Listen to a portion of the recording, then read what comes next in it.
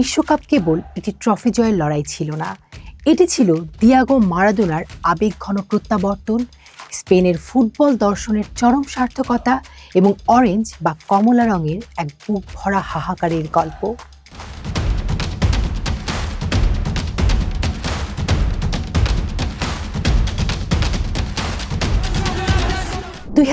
সালের দক্ষিণ আফ্রিকা বিশ্বকাপ ফুটবল ইতিহাসের পাতায় এক অনন্য অধ্যায়, যেখানে প্রথমবার কালো আফ্রিকার তপ্ত মাটিতে বেজে উঠেছিল ভুবুজেলার উত্তাল সুর।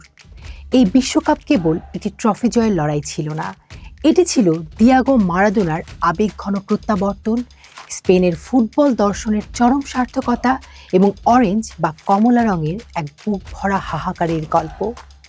নাটকের কেন্দ্রবিন্দুতে ছিল ফুটবলের ঈশ্বর দিয়াগো আর্মান্দো মারাদোনা। তবে এবার তিনি বল পায়ে জাদুকর হিসেবে নয়, ডাগআউটে দাঁড়িয়েছিলেন আর্জেন্টিনার কোচের ভূমিকায়। সাদা স্যুট পরে সাইডলাইনে মারাদোনা সেই অস্থির পায়চারি, প্রতিটি গোলের পর শিষ্যদের জড়িয়ে ধরা আর ডাগআউটে দাঁড়িয়ে ফুটবল নিয়ে সেই চিরচেনা কারিগরি ফুটবল বিশ্বকে মোহিত করে রেখেছিল। আর্জেন্টিনা তখন মেসির তারুণ্য আর মারাদোনার অভিজ্ঞতার এক অনন্য সংমিশ্রণ। কিন্তু কোয়ার্টার ফাইনালে জার্মানির কাছে 4-0 গোলে সেই বিধ্বংসী পরাজয় যেন এক লহমায় স্বপ্ন ভেঙে দিল। ফুটবল ঈশ্বরকে ডাগআউটে মাথা নিচু করে দাঁড়িয়ে থাকতে দেখে কেঁদেছিল পুরো ফুটবল বিশ্ব। মারাদোনার সেই বিষাদময় প্রস্থান যেন আজও দক্ষিণ আফ্রিকার আকাশে এক দীর্ঘশ্বাস হয়ে ভেসে বেড়ায়। অন্যদিকে ছিল লা ফুরিয়া রোজা, স্পেন। তাদের শুরুটা ছিল অনেকটা নাটকের নেতিবাচক মোড় নেয়ার মতো।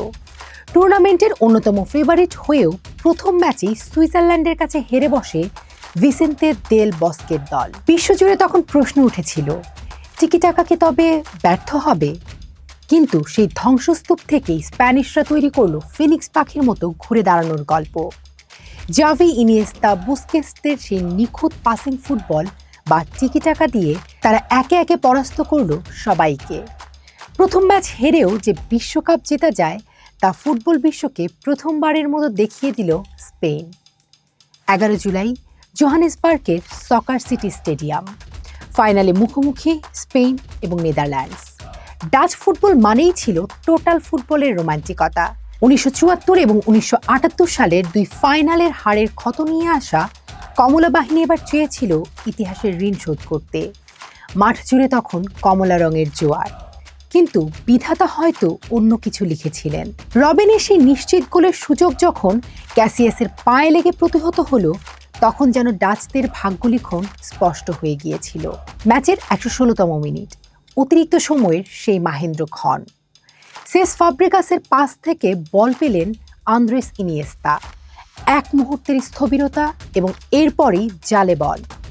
সারা বিশ্ব দেখল এক ঐতিহাসিক গোল। জার্সির নিচে লুকোনো টি শার্টে বন্ধু দানি জারকে উৎসর্গ করা বার্তার মাধ্যমে ইনিয়েস্তা কেবল গোলই করলেন না, স্পেনকে এনে দিলেন তাদের ইতিহাসের প্রথম সোনালি ট্রফি। ম্যাচ শেষে জোহানেসবার্গের আকাশ তখন স্প্যানিশদের উৎসবে লাল হয়ে উঠেছে। আর অন্যদিকে মাঠের ঘাসে লুটিয়ে পড়ে কাঁদছিলেন স্নাইডার রবেনরা। আবারও ফাইনালে গিয়েও কমলা রং মিশে গেল বিষাদে। 2010 বিশ্বকাপ আমাদের শিখিয়েছে আবেগ কিভাবে মারাদোনার চোখের জল হয়ে ঝরে, কিভাবে পরাজয় থেকে ঘুরে দাঁড়িয়ে বিজয়ীর মুকুট পরা যায় এবং কিভাবে ফুটবলের ময়দানে বীরত্ব আর ট্র্যাজেডি হাত ধরাধরি করে চলে।